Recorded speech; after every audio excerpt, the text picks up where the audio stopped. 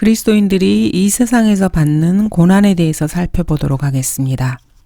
인용한 성경은 한글 킹제임스 성경입니다. 그리스도인들이 구원을 받았지만은 이 세상은 여전히 눈물의 골짜기입니다. 그래서 그리스도인들은 이 세상에서 고난을 받습니다. 그리스도인들이 받는 고난에 대해서 알아보는 것은 하나님의 자녀가 이 세상을 살아가는데 아주 실질적인 교훈을 얻을 수 있을 것입니다. 하나님께서는 주 예수 그리스도 한 사람을 죄 없이 이 세상에 보내셨습니다. 이분은 죄가 없으셨지만은 슬픔으로 가득 찬 분이셨습니다. 이사야는 이분에 대해서 이렇게 기록하고 있습니다. 슬픔의 사람이요 질고에 익숙한 사람이라. 그리스도인들은 아주 자주 혹독하고 힘든 시련을 겪습니다. 어떤 것은 육체적인 것일 수 있고 또 어떤 것은 정신적인 고통일 수 있습니다. 재정적인 어려움도 있습니다. 사탄은 이렇게 그리스도인들을 직접적이고 혹은 간접적으로 공격을 합니다.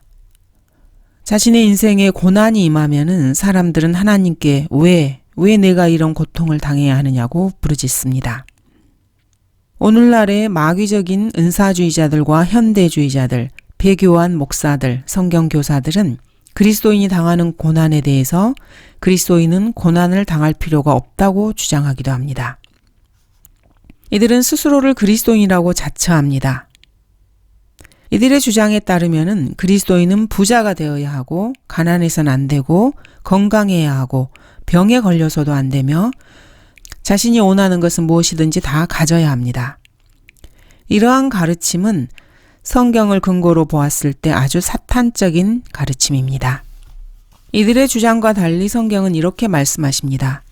실로 그리스도 예수 안에서 경건하게 살고자 하는 모든 사람은 박해를 받을 것이라. 바울 역시 빌립보인들에게 이렇게 말했습니다. 그리스도를 위하여 그것이 너희에게 주어진 것은 그를 믿을 뿐만 아니라 그를 위하여 고난도 받게 하려는 것이니. 그리스도인이 받는 고난의 문제가 여기서 그치는 것이 아닙니다. 그리스도인이 당하는 어려움에 대해서 바울이 말한 바는 육체적, 정신적 어려움과 그 외의 다른 고난을 다 포함하고 있습니다. 그리스도의 몸된 교회에게 바울은 낙담한 자들을 위로하고 약한 자들을 붙들어 주며라고 공고했습니다. 성경에는 때로 이보다 훨씬 더 강력한 말씀들이 있습니다. 히브리서 기자는 육신적 어려움에 대해서 이렇게 말합니다. 너희 자신도 몸을 가졌은즉 학대받는 자들을 기억하라. 이방인들의 위대한 사도였던 바울은 이렇게 말했습니다. 이는 현재의 고난들이 우리에게 나타나게 될 영광에 감히 비교되지 못한다고 내가 여기기 때문이라. 사도 바울은 고통에 대해서 또 이렇게 말합니다. 누가 우리를 그리스도의 사랑에서 떼어놓을 수 있으리요. 환난이나 공경이나 박해나 기근이나 헐벗음이나 위험이나 칼이랴. 바울은 자신이 말한 이 고통들을 모두 다 겪었습니다. 바울이 겪은 그리스도인에게 임할 수 있는 이 모든 고난들이 우리 그리스도인들을 주님의 사랑에서 떼어놓을 수 있습니까? 결코 그럴 수 없습니다. 그러나 이 모든 일에서 우리를 사랑하시는 그분으로 말미암아 우리가 이기는 자들보다 더 나으니라. 여러분이 하나님의 자녀라면은 고난은 마땅히 받아야 할 여러분의 몫입니다. 주께서 그의 사랑하시는 자를 징계하시고 그가 받으시는 아들마다 매질하시느니라. 제가 가진 성경은 분명히 이렇게 말씀하십니다. 누구든지 주 예수 그리스도를 믿을 기회를 갖게 됩니다. 그리스도인이 되었다면은 주님을 위해 고난받을 기회를 갖게 됩니다. 그리스도인이 고난을 받을 때 이 고난이 여러분 개인의 잘못이 아닐 때도 있습니다. 그리스도인의 고난에 대한 가장 위대한 장은 베드로전서 1장입니다. 불같은 시련을 당하고 있는 그리스도인에게는 신약 성경의 베드로전서와 구약의 욥기, 시편이 아주 큰 위로가 될 수 있습니다. 모든 그리스도인들이 건강하고 부유하고 지혜롭게 잘 살아야 한다는 가르침은 배교한 교회의 사탄적인 가르침입니다. 이 시대는 라오디케아 교회 시대입니다. 라오디케아 시기의 속임수로 자신의 수입을 올리고 생활 수준을 유지하기 위해서 교계에 이런 거짓을 퍼뜨리는 것입니다.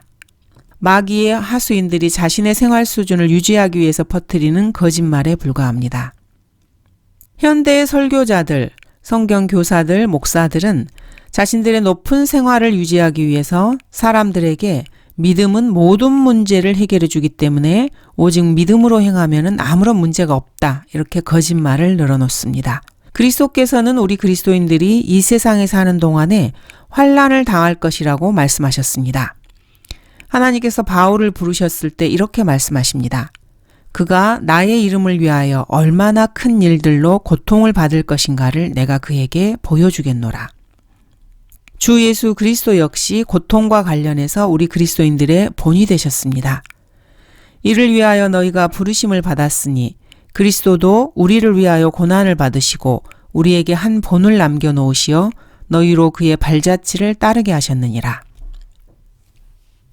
자신들에게 은사가 있다고 거짓말을 하는 사람들은 이러한 구절들을 살짝 피해가 버립니다. 이 땅에서 받는 고통과 고난의 문제와 관련해서 이들은 위선적인 태도를 보입니다. 이들은 성경이 말하는 고난이라는 것은 박해를 받는 것을 말하는 것이지 건강 문제가 아니다. 이렇게 말합니다. 이건 역시 비성경적인 헛소리입니다. 바울은 평생 동안 몸이 아팠습니다. 그는 감옥에서 숨을 거둘 때까지 의사와 함께 있었습니다. 이 의사는 사랑하는 의사 누가였습니다. 누가는 바울이 죽기 전에 그와 함께 있었습니다. 바울은 자신의 동료 트로피모가 몸이 아프게 되자 밀레토에 남겨둘 수밖에 없었습니다. 인간이 정말로 아프고 정말로 고통스러우면은 몸을 낫게 하기 위해서 인간은 무슨 짓이든지 합니다. 인간으로서 당연한 일일 수 있습니다. 저 역시 이것을 잘 알고 있습니다. 하나님께서도 이 사실을 잘 알고 계십니다. 다른 사람의 고난에 대해서는 쉽게 판단하고 말할 수 있지만은 우리 자신이 그러한 고난과 고통 속에 처하게 된다면은 보다 더 쉽게 그러한 고난들을 포기할 수도 있습니다. 중도에 기진맥진할 수 있는 것입니다. 누군가 병이 들고 아픈 사람이 몸부림치면서 어떻게 해서든지 고난에서 고통에서 벗어나려고 하는 것에 대해서 돌을 던질 사람은 아무도 없습니다. 그렇지만 바울은 평생 동안 몸이 아팠다는 사실을 그리스도인들은 인지해야 합니다. 그런데도 바울은 자신의 나약함을 자랑했습니다. 또한 자신의 사역 말기에는 사도들의 표적이 점점점 사라지게 되었고 결국 자신의 동료가 몸이 아프게 되자 밀레토에 바울은 그를 남겨둘 수밖에 없었습니다.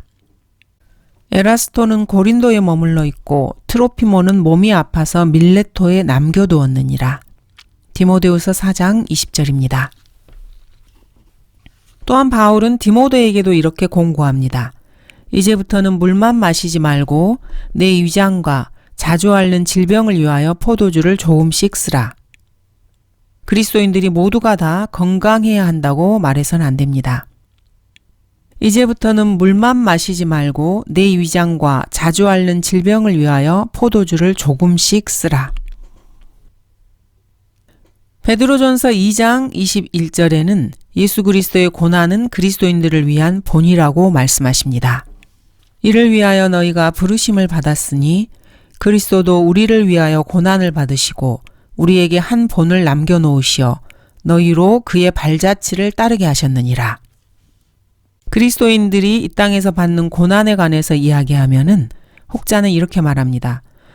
그치만 예수님께서는 육체적인 질병을 갖고 계시지 않았는걸요? 그렇다면은 고린도전서 11장 1절은 어떻습니까? 내가 그리스도를 따르는 것처럼 너희는 나를 따르는 자가 되라. 우리 그리스도인들은 바울을 따라야 합니다. 바울은 그런데 평생 동안 몸이 아팠습니다. 그러면은 또 혹자는 바울이 나의 본이라고 말하는 성경 구절은 없잖아요. 이렇게 발뺌을 하려고 합니다. 그러면 디모데전서 1장 16절은 어떻습니까? 그러나 내가 자비를 입은 것은 이 때문이니 곧 먼저 내 안에서 예수 그리스도께서 온전한 오래 참으심을 보여주셔서 후에 그를 믿고 영생을 얻는 자들에게 본이 되게 하려 하심이니라. 바울은 후에 예수님을 믿고 영원한 생명을 얻는 그리스도인들에게 본이 되게 하기 위해서 예수 그리스도께서 바울을 오랫동안 참아주신 것이라고 말하고 있습니다. 이 세상에서 살았던 가장 위대한 그리스도인이 병든 사람을 고치고 죽은 사람을 살렸지만 자기 자신은 평생 동안 질병에 시달렸습니다. 이 사실을 성경을 통해서 배운 그리스도인이라면 다시 한번 생각해 볼 필요가 있습니다. 우리 그리스도인들 역시 기도를 통해서 질병의 치유를 믿습니다. 모든 그리스도인들은 하나님께서 치유하실 수 있음을 믿고 있습니다. 의사가 고칠 수 없는 병을 하나님께서 고칠 수 있다는 사실을 그리스도인들은 다 알고 있습니다. 그리고 신실한 그리스도인이라면은 자기 자신과 주변의 그리스도인들을 위해서 하나님께 간구했을 것이고 주님께서 인간의 병을 고치시는 것을 경험했을 것입니다. 심지어는 의사도 깜짝 놀랄 그러한 일들이 그리스도인들의 기도 응답에서는 많이 일어납니다.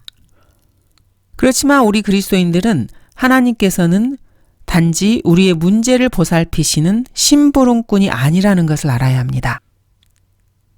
그리스도인들 역시 인생에 있어서 온갖 종류의 문제에 부딪힐 수 있습니다. 이 세상의 삶에서 구원받지 못한 사람에게 일어날 수 있는 온갖 일들이 그리스도인들에게도 일어날 수 있다는 것을 인정해야 합니다. 어떤 그리스도인들은 구원을 받으면 구원받은 사람에게는 모든 문제들이 다 끝났다고 생각하기도 합니다. 이것은 참으로 큰 착각입니다. 성경에 따르면 사람이 구원을 받으면 그때부터 문제가 시작됩니다. 마귀가 그를 눈여겨보고 있기 때문입니다. 구원받기 전에는 자기 안에 육신의 생각밖에 없었습니다. 그러나 구원을 받고 나면 그리스도인 안에는 두 가지 인격이 생기게 됩니다. 원래 있었던 자신의 육신과 주 예수 그리스도로 입은 새 사람이 생기게 됩니다.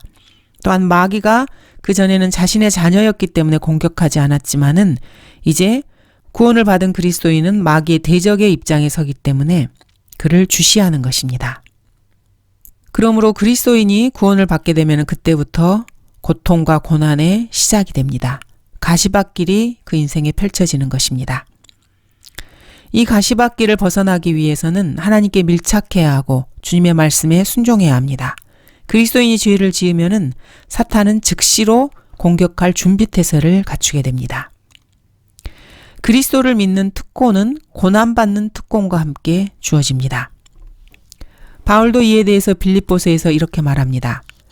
이는 내가 그를 알고 그의 부활의 능력과 그의 고난의 교제를 알아 그의 죽음의 본을 따르려 함이며. 주 예수 그리스도께서는 이 땅에서 고난을 받으셨습니다. 주님의 재정적인 필요가 채워지지 못하기도 했습니다. 주님께서 죽으셨을 때 주님은 집도, 재산도, 집문서도, 남겨진 재산 그 무엇도 없었습니다. 예수님은 병원 침대에서 죽은 것이 아닙니다. 예수님은 베들레헴에서 오해를 받으셨고 사람들이 예수님을 저주했고 모독을 받으셨습니다. 겟세마네에서 주님은 쓰라린 시련을 겪으셨습니다. 예수님은 돌에 맞기도 하셨고 채찍질을 당하셨고 누군가가 예수님의 얼굴에 침을 뱉기도 했습니다. 수염을 뽑히기도 하셨고 심지어 십자가에 처형되셨고 마귀라고 불리기도 하셨습니다. 마귀들의 왕 비엘세불이라고 불리기도 하셨습니다. 창조주가 만드신 태양에 주님은 그을리기도 하셨고 비에 적시셨으며 추위가 엄습하기도 했습니다. 예수님은 목이 말라 고통을 당하셨습니다. 사람들이 예수님을 발로 찼고 잡으러 다녔고 3년 반 동안 변절자로 몰리다가 결국 범죄자들의 형벌인 극형에 처해지셨습니다. 그런데도 여러분이 그리스도인이라고 말하면서 이러한 주님의 고난의 교제에는 참여할 생각을 하지 않으시는 것입니까? 그렇지만 바울은 이러한 주님의 고난의 교제를 알고자 했습니다. 우리 그리스도인들이 이 땅에서 받는 고난은 영혼과 비교해 볼 때 아주 가볍습니다. 이는 우리가 잠시 받는 가벼운 환난이 우리를 위하여 훨씬 뛰어난 영원한 영광의 비중을 이루어가기 때문이라. 이 땅에서 받는 가벼운 이러한 환난을 통해서 우리 그리스도인들은 영혼에서 누리게 될 영원한 영광의 그 비중을 이루어가고 있는 것입니다. 그 비중을 크게 하고 싶은 사람은 더 많은 고난을 통해서 그 비중이 커져가는 것입니다.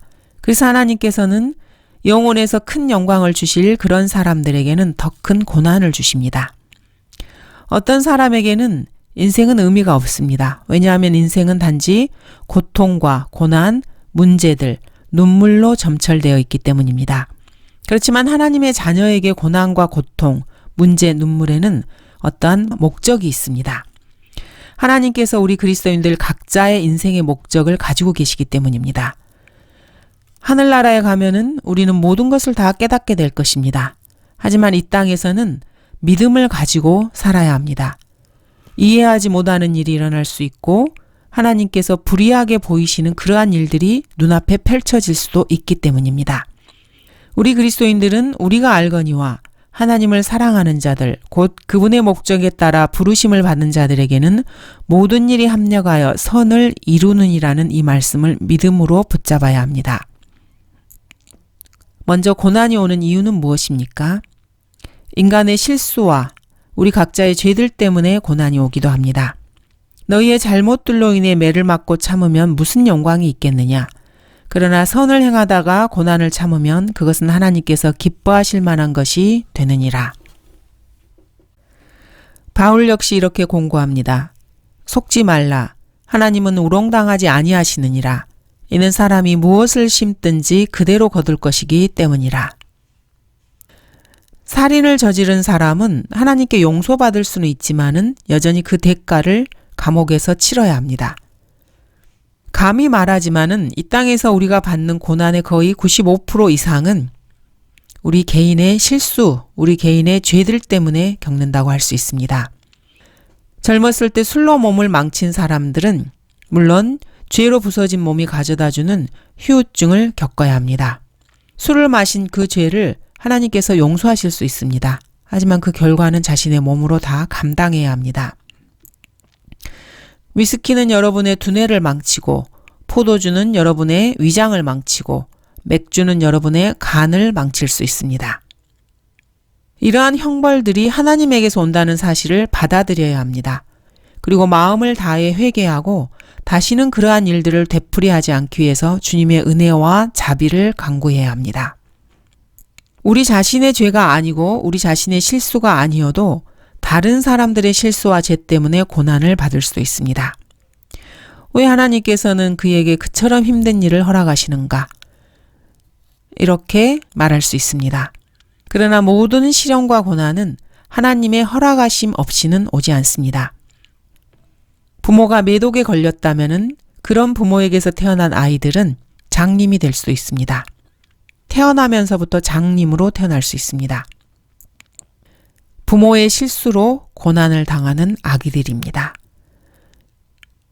부모나 조상이 우상 숭배자들인 그런 집안에서 태어난 사람도 있습니다.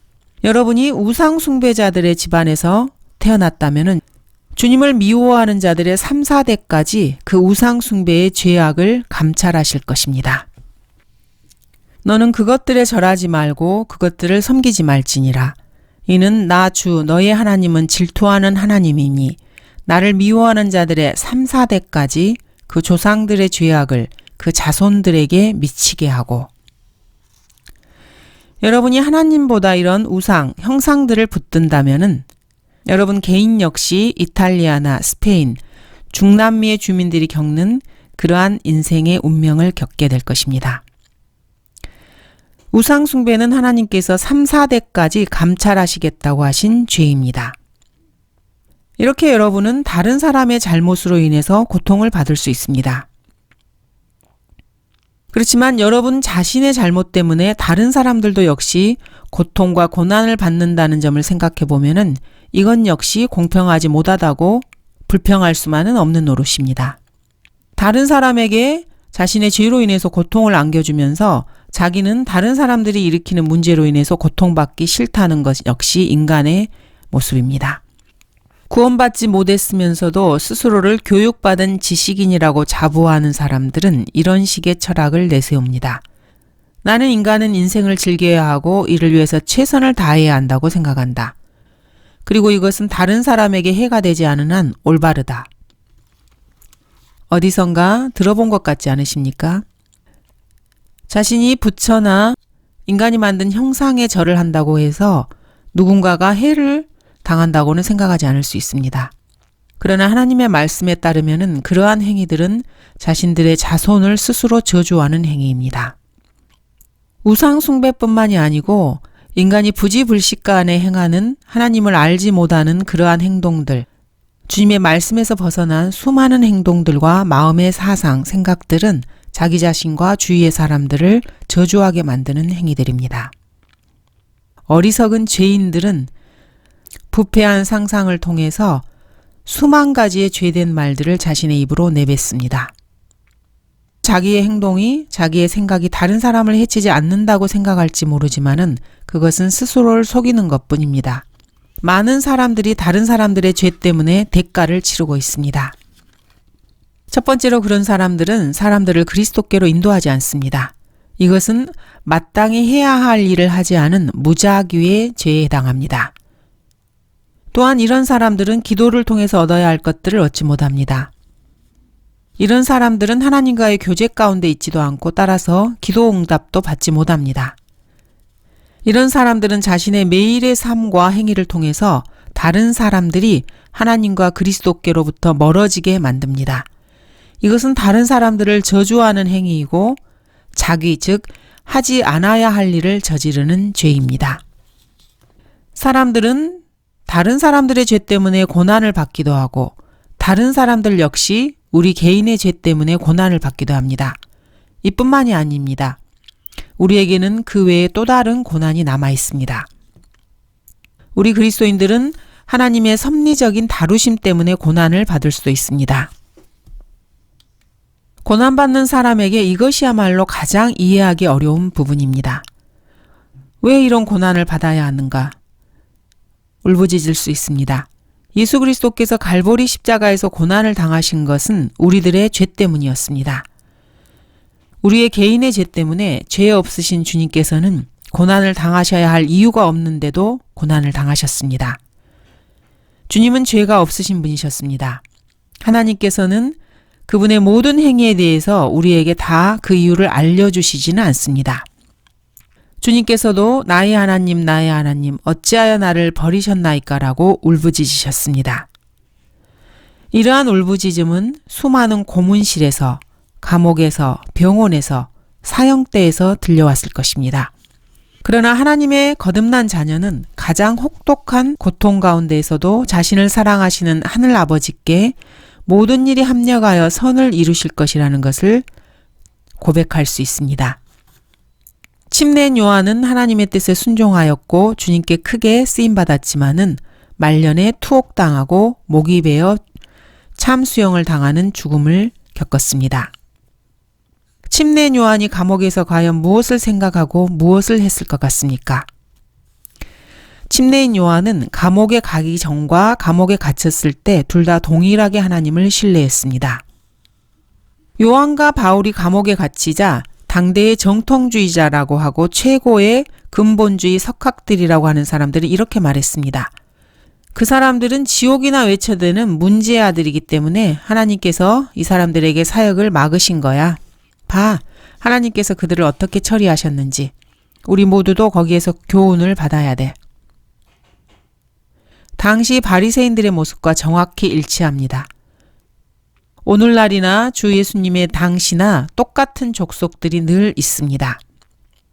그렇다면 고난은 왜 오는 것입니까? 무엇보다 먼저 고난은 죄의 결과입니다. 한 사람에 의하여 세상에 죄가 들어오게 되었습니다. 그래서 이 죄는 우리 모두와 함께 머물게 되었습니다. 예수님께서는 그가 치유하신 사람에게 더 악한 일이 내게 일어나지 않도록 이제는 더 이상 죄를 짓지 말라고 말씀하셨습니다. 흔히 질병은 죄의 결과로 나타납니다. 예수님께서 다루셨던 이 병자는 38년간 병을 앓던 사람이었습니다. 물론 우리는 질병이 죄 때문에 온다고 말하진 않습니다. 그렇지만은 미리암이 모세에게 불평했을 때 문둥병자처럼 하얗게 변했습니다. 아사 역시 치유하시는 하나님을 신뢰하지 않았기 때문에 발에 병이 생겼습니다. 때로 질병은 죄의 결과입니다. 그러나 질병은 때로 하나님의 역사이기도 합니다. 하나님께서는 치유를 통해서 영광을 받으시고 자신을 나타내시기 때문입니다. 제자들은 태어나면서부터 소경인 사람을 보고 그가 죄를 지은 것인지 아니면 그 부모가 죄를 지은 것인지 궁금해했습니다. 주의 제자들이 주께 물어 말씀드리기를 선생님, 이 사람이 소경으로 태어난 것은 누가 죄를 지은 것이니까? 이 사람이니까? 아니면 그의 부모니까? 라고 하니 예수께서 대답하시기를 이 사람이나 그의 부모가 죄를 지은 것이 아니오 오직 그 사람 안에서 하나님의 일들을 나타내고자 함이라. 그 사람 안에서 하나님의 일들을 나타내시기 위해서 그가 병이 들었다고 말씀하셨습니다. 그 사람을 치유하심으로써 하나님의 일들을 나타내신 것입니다. 따라서 다른 사람이 병이 들면 그 사람 이번에는 무슨 죄를 지었지? 이렇게 잔인하게 판단해서는 안 됩니다. 고난의 목적은 무엇입니까? 주님께서는 그리스도인들이 여러 가지 이유로 병들게 하십니다. 예를 들어 하나님께서는 그리스도인들이 거룩함에 이르게 하시려고 병들게 하실 수 있습니다. 하나님께서는 여러분 각 개인을 더욱 거룩하고 더욱 경건하고 더욱 하나님처럼 만드시기 원하기 때문에 여러분에게 불같은 시련을 허락하십니다. 육체의 고난을 당한 한 분이 죄로부터 자유롭게 되었고 따라서 하나님께서는 우리로 그분의 거룩하심에 참여하도록 징계하시는 것입니다. 또한 고난은 우리의 유익을 위한 것이고 우리 그리스도인들에게 큰 도움이 됩니다. 진주가 있는 조개와 진주가 없는 조개의 차이점은 무엇입니까?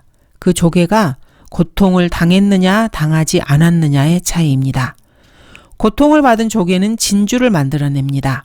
조개의 상처 입은 고통받은 부분에서 나온 분비물이 진주를 만드는 것입니다. 다이아몬드와 석탄의 차이점은 무엇입니까? 압력입니다. 석탄이 오랜 기간 압력을 받으면 다이아몬드로 변합니다.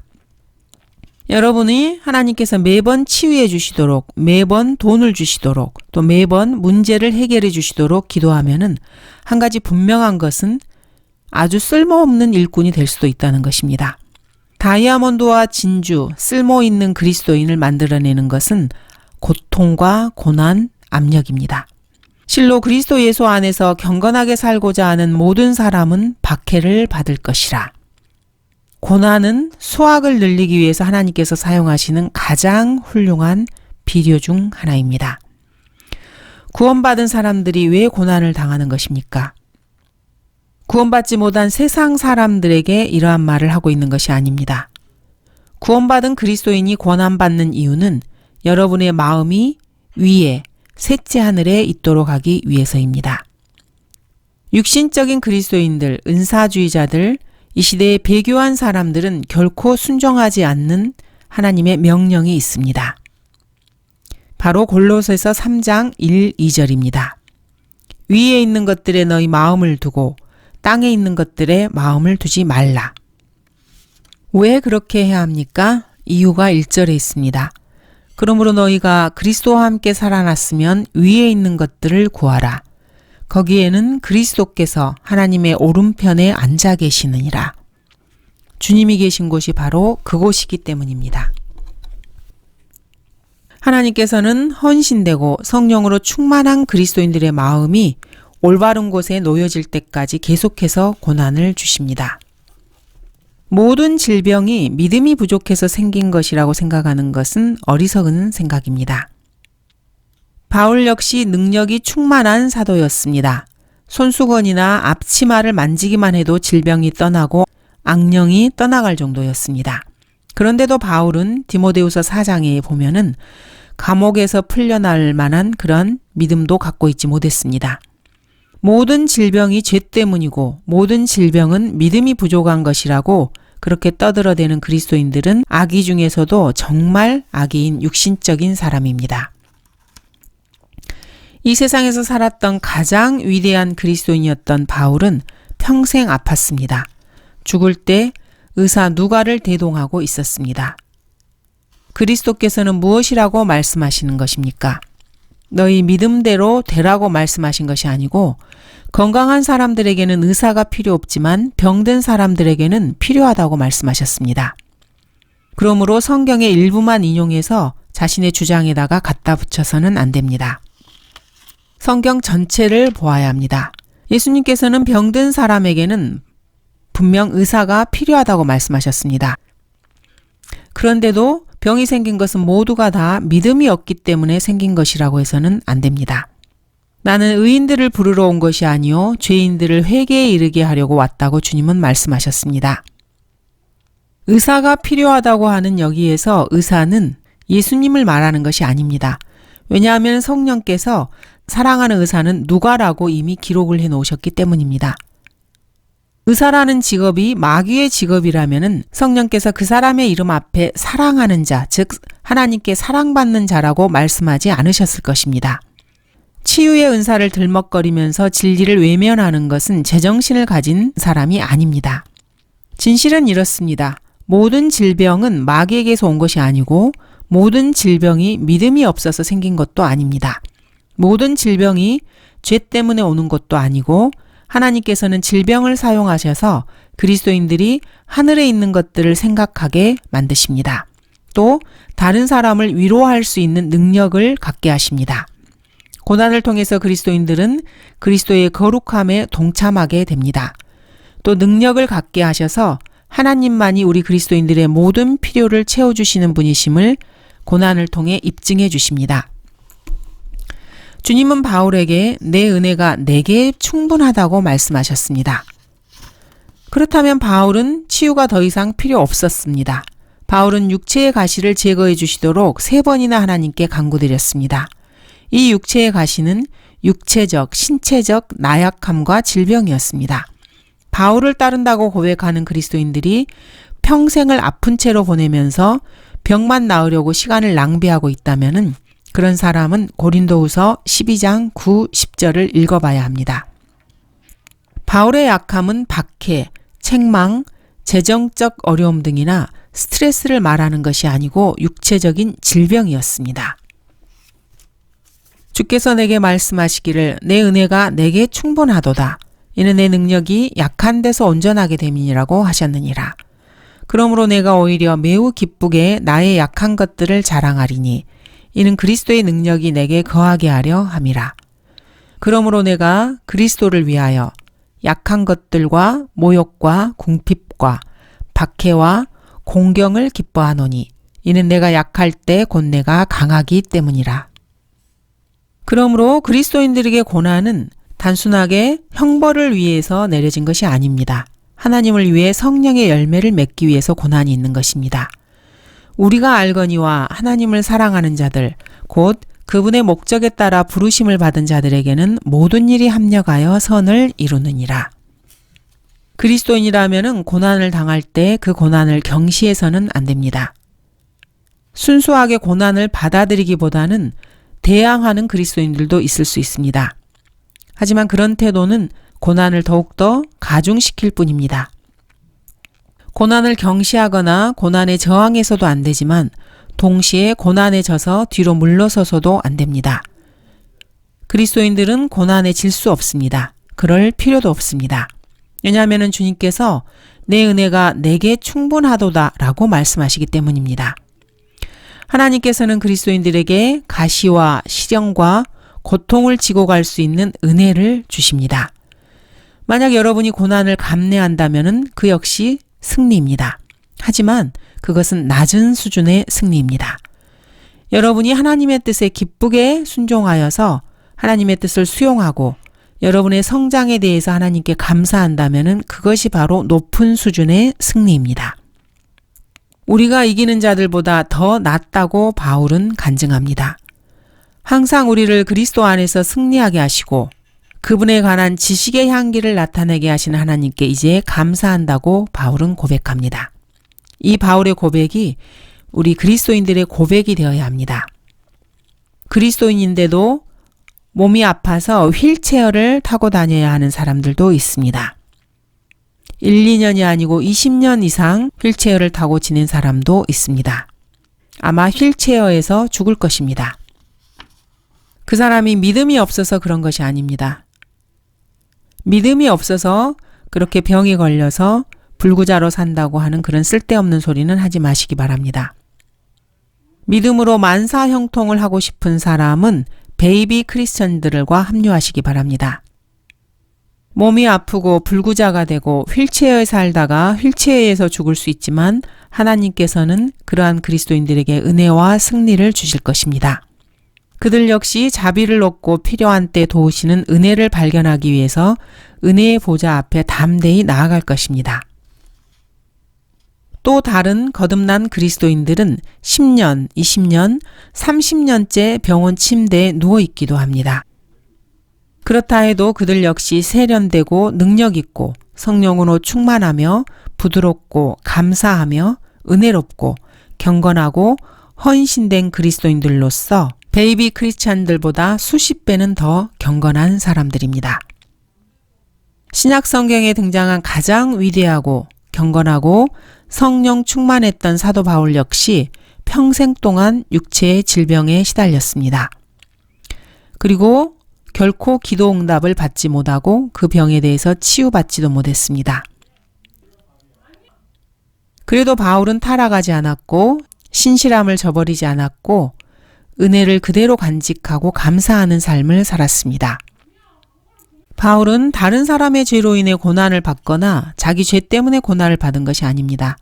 바울은 구원받기 전에 자신의 양심을 따랐고 율법에 관해서는 흠잡을 곳이 없었습니다.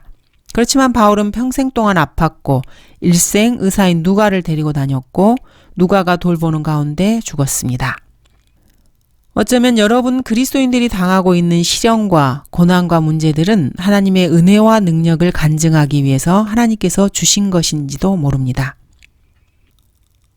여러분은 이를 통해서 그리스도인은 구원받지 못한 사람들이 이겨낼 수 없는 것들을 이겨낼 수 있는 은혜를 소유한 사람이라는 것을 간증하고 있을 것입니다. 그러면 하나님께서는 존귀와 영광을 받으십니다. 어쩌면 여러분이 겪고 있는 특정한 고난의 목적이 바로 이것인지도 모릅니다. 하나님께서 여러분 그리스도인들에게 은혜를 주시기 바랍니다. 고난을 당한다 해도 그 어떤 이유로든 하나님의 말씀이 말씀하는 바를 바꾸거나 수정하지 마십시오. 하나님을 믿고 하나님께 순종하고 하나님께 순복하여서 하나님을 사랑하시기 바랍니다. 그러면 하나님께서 영광스러운 간증을 할 수 있는 은혜를 주실 것입니다. 감사합니다.